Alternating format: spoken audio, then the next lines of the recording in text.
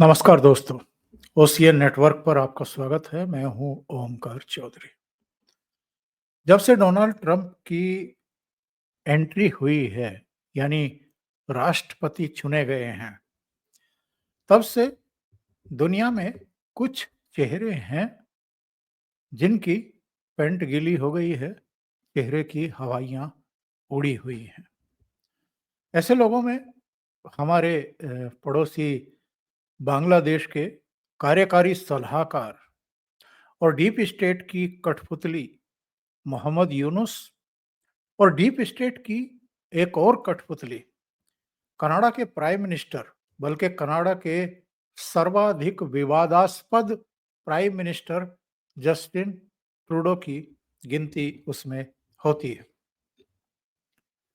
इन दो चेहरों में भी अगर हम जस्टिन ट्रूडो की हरकतों की बात करें और जो हाल में उन्होंने किया है, जिस तरह के बयान दिए हैं, जिस तरीके से भारत के साथ कनाडा के रिश्तों को बिल्कुल एकदम जमीन में उतार दिया है, जिस तरीके से हमने यानी भारत ने उनके 6 राजनयिकों को निष्कासित किया है और जिस तरह की हरकतें वो अभी भी कर रहे हैं कि जो हमारे वहाँ राजनयिक हैं, उनकी वीडियो और ऑडियो निगरानी कर रहे हैं, यानी उनकी फ़ोन कॉल वगैरह जो है रिकॉर्ड की जा रही हैं, ट्रैप की जा रही हैं और जिस तरीके से मंदिर में अटैक किए गए खालिस्तानियों के द्वारा, उसके बाद जो इनके बयान आए हैं,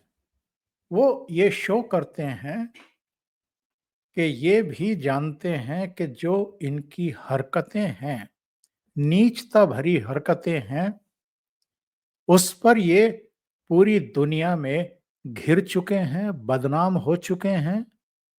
एक तरफ वो ये मानते हैं कि साहब उनके देश में खालिस्तानी तत्व हैं, लेकिन उसी ज़बान से, दो मुही ज़बान से ये भी कहते हैं कि इन खालिस्तानियों का जो सिख कम्युनिटी है, उनमें कुछ ख़ास असर नहीं है। यानी जो सिख कम्युनिटी वहाँ रहती है, उनकी इनको किसी भी तरह की मान्यता मिली हुई नहीं है। वैसे तो ये जस्टिन ट्रूडो दो मुंहेपन के लिए अब कुख्यात हो चुके हैं पूरी दुनिया में ही। पार्लियामेंट में खड़े होकर के ये कहना कि आतंकवादी निज्जर की हत्या में भारतीय एजेंटों की भूमिका है और हमारे पास इस बात के प्रमाण हैं, और जब प्रमाण मांगे जाते हैं और बार-बार मांगे जाते हैं, तो ये बेहयाई के साथ कह देते हैं कि हमारे पास तो ये इंटेलिजेंस इनपुट्स थे। और इंटेलिजेंस इनपुट्स भी किसकी तरफ से थे? फाइव आइज जो 5 देश हैं, उनके इंटेलिजेंस इनपुट थे कि साहब वो भारतीय एजेंटों ने निज्जर की हत्या की थी। उसके बाद से भारत ने जो इनको लंबी पूंछ लगाई है,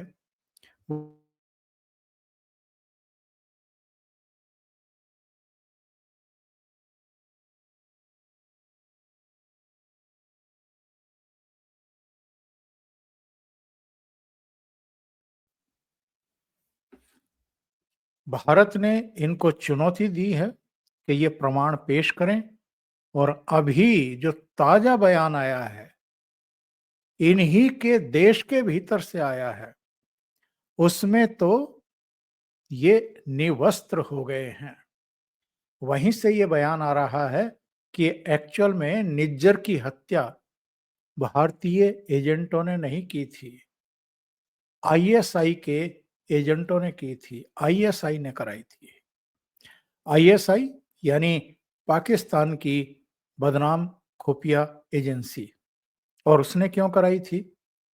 ताकि ये जो पागल आदमी है, पप्पू है, बिना सोचे समझे राजनीतिक फायदों के लिए भारत जैसे देश से भी कनाडा के रिश्ते खराब करने पर उतारू और आमादा रहा है, ये इस तरह के बयान दे, रिश्ते खराब हों, यानी भारत और कनाडा के बीच में तनातनी पैदा करने के लिए, रिश्ते खराब करने के लिए ये हत्या आईएसआई ने कराई। ये जानकारी कनाडा के भीतर से ही आ रही है। ये जो 2-3 बयान इधर ट्रूडो के आए हैं कि साहब, एक तो किसी भी तरह के धार्मिक स्थलों पर हमले की हम निंदा करते हैं और ये अस्वीकार्य हैं, और ये जो हैं, जो हमला करने वाले हैं, ये कनाडा के सिखों का प्रतिनिधित्व नहीं करते हैं। इसके अलावा ये दाएँ-बाएँ से कहलवाना कि साहब, निज्जर की हत्या के पीछे तो आईएसआई का हाथ था, और भी 1-2 ऐसे कदम इन्होंने उठाए हैं, जिससे पता चलता है कि ये अब घबराए हुए हैं। घबराए हुए किस चीज़ से हैं? एक तो डोनाल्ड ट्रंप की अमेरिका की सत्ता में वापसी हो गई है। उन्होंने आते ही कहा है कि मैं डीप स्टेट का तो सत्यानाश करने वाला हूँ, खत्म करने वाला हूँ। ये अब अमेरिका में रहेगी ही नहीं, और चाहे मोहम्मद यूनुस हों, चाहे ट्रूडो हों, ये सब डीप स्टेट की कठपुतली थे, जो उसके इशारों पर नाच रहे थे। ट्रूडो को डोनाल्ड ट्रंप बिल्कुल पसंद नहीं करते हैं। फिदेल कास्त्रो की नाजायज औलाद तक इनको बता चुके हैं। इसके अलावा चीन के राष्ट्रपति इनके बारे में बहुत तल्ख टिप्पणियां कर चुके हैं, बल्कि एक वैश्विक मंच पर तो साइड में ले जाकर के इनको फटकार लगा चुके हैं कि जो बातें हमारे और आपके बीच में हुई थी, वो आपने सार्वजनिक कैसे कर दी? तो इनकी सफाई थी कि साहब, हमारे यहाँ तो अभिव्यक्ति की स्वतंत्रता है और हम सारी चीज़ों को पारदर्शी तरीके से लोगों के सामने रख देते हैं। उसकी भी पोल पट्टी इनकी खुल गई। अभी एस जयशंकर ऑस्ट्रेलिया के टूर पर थे। वहाँ ऑस्ट्रेलिया की विदेश मंत्री और हमारे विदेश मंत्री की एक प्रेस कॉन्फ्रेंस हुई थी, और जब वो प्रेस कॉन्फ्रेंस हुई तो उसका लाइव प्रसारण हुआ। सभी देशों ने किया, क्योंकि महत्वपूर्ण बातें कही कही जा रही थी, और मैं तो कहूँगा कि एस जयशंकर कनाडा को निवस्त्र कर रहे थे, इनके भांडे फोड़ रहे थे कि इन्होंने क्या-क्या कहा है। उन्होंने ख़ास तौर से 3 बातों के बारे में वहाँ पर चर्चा की थी। उन्होंने कहा था कि कनाडा द्वारा बिना किसी विशेष सबूत के भारत पर आरोप लगाए गए, निज्जर की हत्या को लेकर के। दूसरा, उन्होंने कहा कि कनाडा में भारतीय राजनयिकों की अस्वीकार्य निगरानी की जाती रही है और की जा रही है। और तीसरा, उन्होंने कहा कि कनाडा में भारत विरोधी तत्वों को राजनीतिक स्थान दिया जा रहा है। जब ये प्रसारण हुए, तो वहाँ पर ऑस्ट्रेलिया टुडे की सोशल वेबसाइट को ब्लॉक कर दिया गया। तो भाई, अगर आपके यहाँ इतनी ही पारदर्शिता है और अभिव्यक्ति की स्वतंत्रता है, तिरंगे को खालिस्तानी अपने पैरों के नीचे कुचलते हैं, उसका अपमान करते हैं, उसमें आग लगाते हैं, उसको फाड़ते हैं, यहाँ तक कि आपने आज़ादी दे रखी है अभिव्यक्ति की स्वतंत्रता के नाम पर। तो जो हमारे विदेश मंत्री और ऑस्ट्रेलिया के विदेश मंत्री की प्रेस कॉन्फ्रेंस थी, और उसमें जो खरी-खरी बातें कही गई थी, उनसे इस कदर आतंकित क्यों हो गए? इतने भयभीत क्यों हो गए कि उनकी वेबसाइट को ही आपने जो है वो ब्लॉक कर दिया? इधर डोनाल्ड ट्रंप के आने के बाद से इनको ये लग रहा है, अक्टूबर 2025 में तो वैसे ही चुनाव होने हैं, लेकिन इनको लग रहा है कि इससे पहले भी इनकी विदाई हो सकती है। जिस तरीके से बांग्लादेश के डीप स्टेट के कठपुतली मोहम्मद यूनुस को दिखाई दे रहा है, चुप्पी साध करके बैठ गए हैं जब से डोनाल्ड ट्रंप आए हैं, उनको भी ये लग रहा है कि अब किसी भी समय उनकी विदाई हो सकती है, और शेख हसीना की वापस बांग्लादेश के प्रधानमंत्री के रूप में वापसी हो सकती है, तब से वो चुप्पी साधे बैठे हैं। इधर ट्रूडो, इनके सुर बदल गए हैं। इन्होंने अब पोस्चरिंग अलग तरीके से लेनी शुरू कर दी हैं, ताकि भारत से जो रिश्ते खराब हो चुके हैं, उनको किसी तरीके से दुरुस्त किया जाए या सामान्य बनाया जाए। एक काम और किया है इन्होंने। इन्होंने जो 10 साल के लिए वीज़ा जारी किए जाते थे, जिसका लाभ लेकर के बहुत सारे भारतीय स्टूडेंट और भारतीय स्टूडेंट में भी पंजाब से ज़्यादा लोग युवा वहाँ जाकर के खालिस्तानी गतिविधियों में हिस्सेदार बनते थे, उस पर भी इन्होंने अभी रोक लगाई है। इनको लग रहा है कि अभी तक तो इन खालिस्तानी तत्वों को ये हवा दे रहे थे, ताकि भारत की परेशानियाँ बढ़ा सकें, उनकी नींद हराम कर सकें।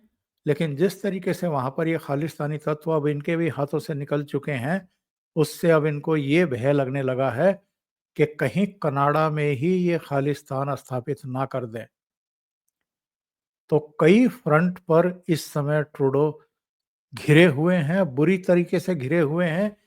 इनकी हालत उस गीदड़ जैसी हो गई है, जब उसके बुरे दिन आते हैं, तो वो हू-हू करके गाँव की तरफ या आबादी की तरफ ही दौड़ पड़ता है और उसके बाद उसका क्या इलाज होता है लाठियों से, वो गीदड़ जो है, समझने के लिए रहता भी नहीं है, जिंदा ही नहीं रहता है, उसको मार डाला जाता है। तो ट्रूडो की हालत आज की तारीख में यही हो गई है। ये जो गुरमीत सिंह है, जिसके दम पर इसकी सरकार टिकी हुई है, और गुरमीत सिंह हो या पन्नू हो या सोरोस हो, ये सब डीप स्टेट की कठपुतलियां हैं। कठपुतलियों की कठपुतली बने हुए रहे हैं अब तक जस्टिन ट्रूडो, और उन्हीं के बल पर इनकी सरकार चलती रही है। लेकिन जो बदले हुए हालात हैं, इनमें जिस तरीके से जस्टिन ट्रूडो के भी अब बदले हुए स्वर दिखाई पड़ रहे हैं, इससे पता चल रहा है कि किस कदर भयभीत है। अभी के लिए इतना ही। बहुत-बहुत धन्यवाद। अगर आपको ये चैनल और इसके कंटेंट पसंद आ रहे हैं, तो लाइक करें, कमेंट करें, वीडियो को शेयर भी करें। अभी तक अगर आपने ये चैनल सब्सक्राइब नहीं किया है, तो सब्सक्राइब कर लें और साथ में लगे बेल आइकॉन को दबा दें, ताकि आगे आने वाले वीडियो और उनके नोटिफिकेशन आप तक पहुंचते रहें। बहुत-बहुत धन्यवाद। नमस्कार।